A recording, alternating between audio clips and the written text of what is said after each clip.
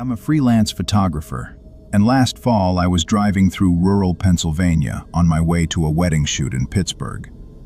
I'd been on the road for about 7 hours, and around 11 p.m., I realized I was too exhausted to keep going.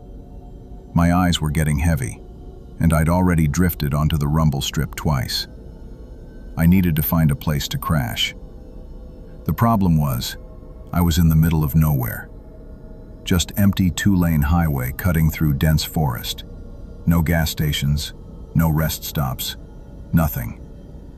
I was starting to think I'd have to pull over and sleep in my car when I finally saw it. A motel sign, half the bulbs burned out, but I could still make out the words Pine Valley Motor Lodge. I pulled into the gravel parking lot. The place looked like it hadn't been updated since the 70s. Single-story L-shaped building, maybe 20 rooms total, painted this faded yellow color that looked gray in the dark. There were only 3 other cars in the lot, all of them looking as run down as the building itself. The office was in the corner unit. I walked in and immediately got hit with this smell, like old cigarettes and pine air freshener trying to cover up mildew. Behind the desk was this woman, maybe in her 60s, watching a small TV with terrible reception. She barely looked at me when I walked in. I asked for a room and she said $70. I handed her my credit card, but she shook her head and said cash only. I should have left right then, but I was so tired I just didn't care anymore. I pulled out $80 from my wallet and she gave me back a 10 and a key attached to a diamond-shaped plastic tag with the number 12 on it. She didn't say anything else, just went back to watching her fuzzy TV show. No welcome, no information about checkout time, nothing. I took the key and headed back outside. Room 12 was at the far end of the building, last door on the right. The parking lot lights didn't reach that far, so I had to use my phone flashlight to find the lock. The key was old and the lock was stiff. I had to jiggle it around for a good 30 seconds before I heard it click and the door finally opened. I stepped inside and felt along the wall for the light switch. When the lights came on, I just stood there for a second, taking it in. The room was exactly what you'd expect. Worn brown carpet with stains I didn't want to think about. A queen bed with a floral comforter that looked like it came from a thrift store. Dark wood paneling on the walls, and a CRT television sitting on a dresser that had cigarette burns on top. There was a small bathroom to my left, a closet with no door, and a window with heavy curtains that were already pulled shut. The air in the room was stale and cold, like nobody had stayed there in weeks. I closed the door behind me and tried to lock it. The deadbolt was one of those old ones where you had to turn the little knob, but it wouldn't budge. I tried forcing it, but it felt like it was rusted in place. The chain lock was missing entirely, just 2 screw holes where it used to be. Great, I thought. A room with a broken lock in the middle of nowhere. But I was so exhausted that I convinced myself it was fine. The door closed tight at least, and nobody knew I was here anyway. I kicked off my shoes, plugged in my phone to charge, and collapsed onto the bed without even pulling back the covers. The mattress was lumpy, and the whole bed frame creaked when I moved, but I didn't care. I set an alarm for 6 a.m. and closed my eyes. I don't know how long I'd been asleep when I woke up to a sound.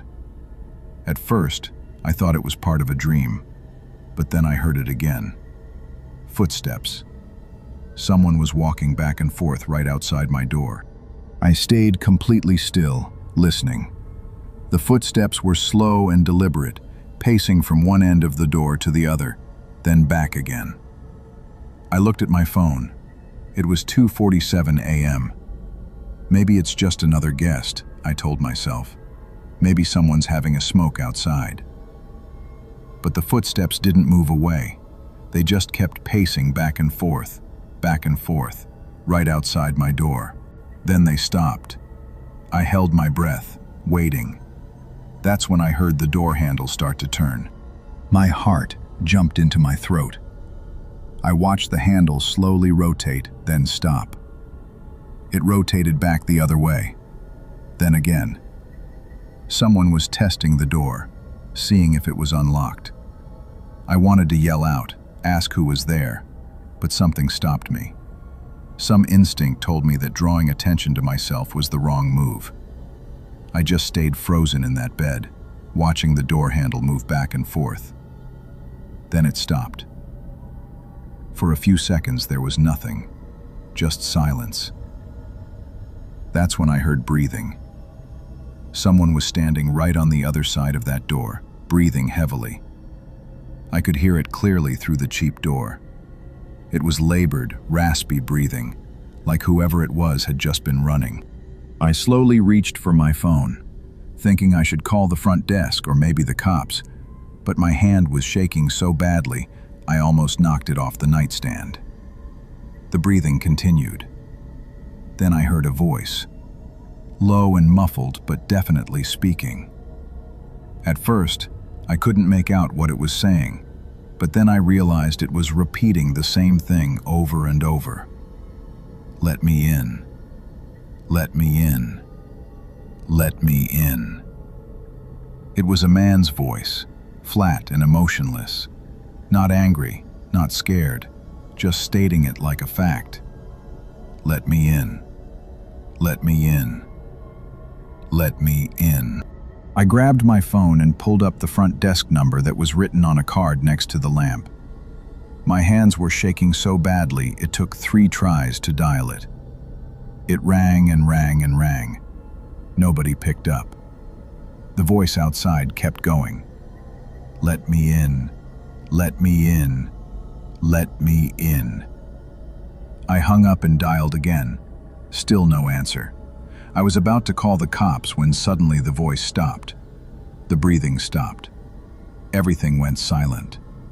I waited, listening for any sound, but there was nothing. Whoever had been outside my door was gone. I didn't sleep the rest of that night. I sat up in bed with my back against the headboard, phone in hand, watching that door until the sun started coming up. Around 6:30 a.m., when there was finally enough light outside, I grabbed my stuff and got out of there. I went to the office to complain and maybe get my money back, but the same woman was there and she looked at me like I was crazy when I told her what happened. She said nobody else was staying in that section of the motel and that I must have been dreaming. But I know what I heard.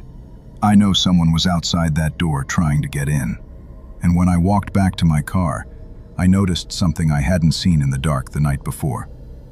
Right next to my door, on the wall, someone had scratched something into the paint. It was hard to read, but I could just make it out. It said, "He never left." I got in my car and drove away as fast as I could.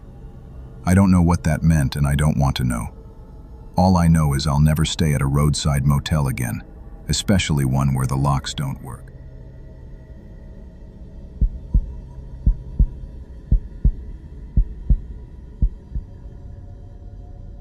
This happened to me about 3 years ago. I was driving from Texas to Colorado to visit my sister, and I'd planned to do the whole drive in one day. Bad idea. By the time I hit New Mexico, it was almost midnight, and I was completely wiped out. I pulled off the interstate at some small town I'd never heard of. Can't even remember the name now. There was a motel right off the exit, one of those old independent places, not a chain. The sign said Desert Rose Inn and showed a cartoon cactus wearing a cowboy hat. The parking lot was mostly empty. I parked near the office and went inside. There was a young guy behind the counter, maybe early 20s, playing on his phone. When I walked in, he looked up and seemed almost surprised to see a customer. I asked for a room and he said they had plenty available. $45 for the night. I paid cash and he handed me a key card. At least they'd upgraded from actual keys. He told me I was in room 8, around the back of the building. I thanked him and headed out. The motel was shaped like a horseshoe, with the office and parking lot in the open end. I had to walk all the way around to the back where room 8 was located. It was darker back there, with only one working light above the ice machine. The room was standard motel setup. 2 double beds, a TV, A small table with 2 chairs, bathroom, the usual. But there was something off about it that I noticed right away. It was too cold, like way too cold. I checked the AC unit under the window and it wasn't even on. I turned on the heater instead and started unpacking my overnight bag. That's when I noticed the mirror. It was a full-length mirror mounted on the wall next to the bathroom door, and there was something wrong with it. The reflection looked slightly off, like the angle didn't quite match up with where I was standing. I stood in front of it and waved my hand. My reflection waved back, but there was a delay. Just a fraction of a second, but definitely noticeable. I thought maybe I was just tired and seeing things, so I ignored it and got ready for bed. I brushed my teeth, changed into sweatpants and a t-shirt, and climbed into the bed closest to the door. I turned off the lights and tried to sleep, but something kept bothering me. It took me a minute to realize what it was. The room was still freezing cold. The heater had been running for 20 minutes, but it hadn't made any difference. My breath was visible in the air. I got up and checked the heater again. It was blowing hot air, but somehow the room was getting colder instead of warmer. That's when I looked at the mirror and froze. In the darkness, I could just barely see a reflection in it. But it wasn't my reflection. There was someone standing in front of the mirror, facing it. A woman with long dark hair, wearing what looked like a white nightgown. I flipped the light switch. The room lit up, and the mirror showed exactly what it should. My rumpled bed, the other empty bed, the table, the TV. No woman. Just my normal reflection looking back at me, terrified. I turned the lights back off. Slowly, after my eyes adjusted, I looked at the mirror again. The woman was back. She was standing in the same spot, perfectly still, staring into the mirror. But here's the thing that made my blood run cold. I could see her reflection, but when I looked at the actual spot where she should be standing, there was nothing there. She only existed in the mirror. I turned the lights back on, and she vanished again. I kept the lights on for a while, trying to calm down and convince myself I was seeing things from exhaustion. But the room just kept getting colder and colder. I could see frost forming on the inside of the window. I decided to try to sleep with the lights on. I climbed back into bed and pulled the covers up to my chin, but I couldn't stop glancing at that mirror. As long as the lights were on, it showed a normal reflection. But I had this horrible feeling that if I turned them off, she'd be there again. Around 3 a.m., the power went out. The room went completely black, and the heater stopped running. I fumbled for my phone to use as a flashlight, but before I could find it, I heard something. Footsteps, coming from inside the room, bare feet on carpet, walking slowly toward my bed. I finally found my phone and turned on the flashlight. The room was empty, but when I shined the light toward the mirror, I saw her. The woman was no longer standing in front of it. She was walking. In the mirror, I watched her cross the room, moving toward the bed I was lying in. But when I looked at the actual room, there was nothing there. Only in the reflection could I see her getting closer and closer. I jumped out of bed and ran for the door, fumbling with the key card in the darkness. The door finally beeped and unlocked. I threw it open and ran out into the night, not stopping until I reached my car. I sat in my car with the doors locked, engine running, heater on full blast, waiting for the sun to come up. When it was finally light out, I went back to the room. The power was back on. Everything looked normal. I quickly grabbed my stuff and checked out. The same guy from last night was still at the front desk. I asked him if anyone had ever complained about room 8 before, if anything strange had ever happened there. He got this weird look on his face and said he didn't know what I was talking about. But then, as I was leaving, he called out to me. When I turned around, he said one thing. "Don't tell anyone I said this, but I'd never stay in that room." I asked him why, but he just shook his head and went back to his phone. I got in my car and left, and I've never driven through that town again. Even now, I avoid mirrors in hotel rooms, because sometimes what you see in the reflection isn't what's really there. And sometimes, what's in the reflection is trying to find a way out.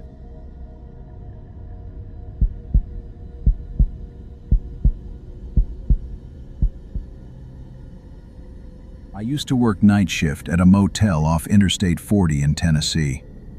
This was about 5 years ago when I was putting myself through community college. The job was perfect for my schedule.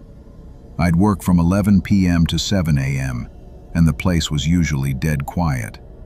Maybe 1 or 2 people would check in during my entire shift. The motel was called the Sleepy Hollow Inn, and it was exactly what you'd expect. 30 rooms, a small office, a vending machine that barely worked, and a pool that had been drained and covered up years ago. We got a mix of travelers passing through and regulars who lived there long-term because they had nowhere else to go. My job was simple. Check in any late arrivals, answer the phone if anyone called from their room, and basically make sure nothing burned down. Most nights I just did homework behind the desk and watched whatever was on the small TV we had. But about 3 months into the job, something happened that made me quit. It started on a Tuesday night. It was raining, and around 1 a.m. this guy came in to check in. He looked to be in his 40s, wearing a soaked jacket and carrying a duffel bag. He said he'd been driving for hours and needed a place to crash.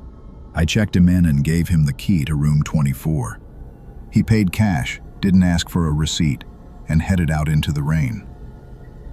I watched him walk to his room, go inside, and close the door. Nothing unusual. About an hour later, the phone at the desk rang. I picked it up and said, "Front desk." There was breathing on the other end, but nobody spoke. Then a voice, really quiet, said, "He's in my room." I asked who was calling and what room they were in. The voice said, "Room 24. There's someone in here with me. I can hear him breathing." I told him he was the only person staying in room 24, that he'd just checked in an hour ago. The voice got louder, more panicked. "No, you don't understand. I can hear him. He's standing right next to the bed." Then the line went dead. I tried calling the room back, but it just rang and rang. I didn't know what to do. It could be a prank, or maybe the guy was drunk or on something. But something about the fear in his voice made me nervous. I grabbed the master key and a flashlight and headed out to room 24. The rain was coming down hard, and I was soaked by the time I got there. I knocked on the door and called out, asking if everything was okay. No answer. I knocked again, louder this time. Still nothing. I used the master key and opened the door. The lights were off. I flipped the switch and the room lit up. It was empty. The bed was made. The TV was off. There was no duffel bag, no wet jacket, no sign that anyone had been there at all. I stood there confused, wondering if maybe I'd given him the wrong room number. But I'd watched him walk to room 24. I'd seen him go inside. I went back to the office and checked the registration. Room 24, paid for 1 night, checked in at 1:07 a.m. I called the room again. This time someone picked up on the first ring. That same quiet voice said, "Why did you let him in?" Then the line went dead again. I was really freaked out now.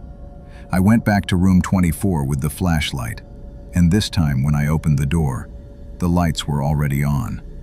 And someone was there. The guy was sitting on the edge of the bed, still wearing his wet jacket, holding his head in his hands. I asked if he was all right, if he was the one who'd called the front desk. He looked up at me, and his eyes were red like he'd been crying. He said, "I didn't call you. I just woke up and you were standing here." I told him I'd been here a minute ago and the room was empty.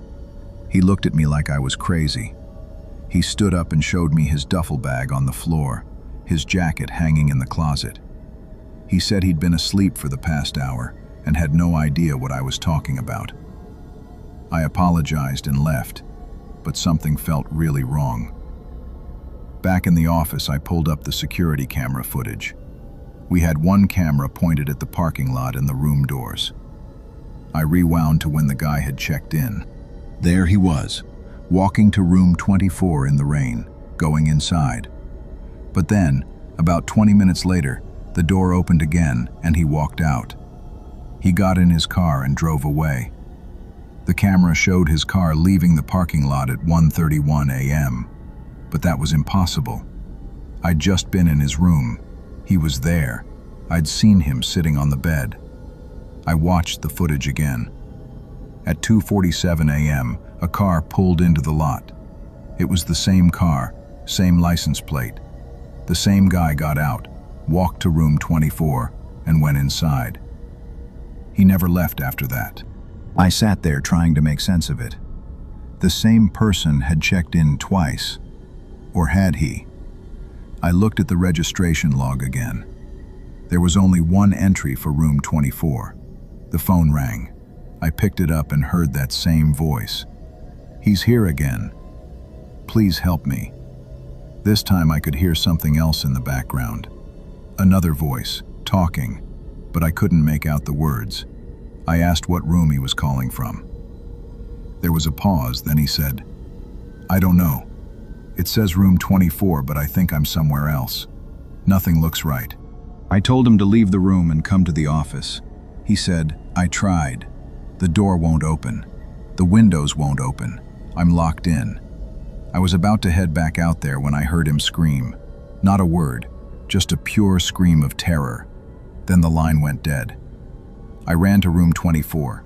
The door was locked from the inside. I used the master key, but the deadbolt was engaged. I pounded on the door, yelling for him to open it. Nothing. I ran back to the office and called the cops. They arrived about 10 minutes later. 2 officers. I explained the situation and they went to room 24 with me. One of them knocked and announced they were police. No answer. He told me to open it, so I used the master key. The deadbolt wasn't engaged anymore. The door opened. The room was empty again. No person, no duffel bag, no wet jacket. The bed was perfectly made, like nobody had touched it. The bathroom was empty. Nothing. The officers searched the whole room, checked the closet, under the bed, everywhere. One of them asked me if I'd been drinking. I showed them the security footage, showed them the guy checking in, showed them him leaving and coming back.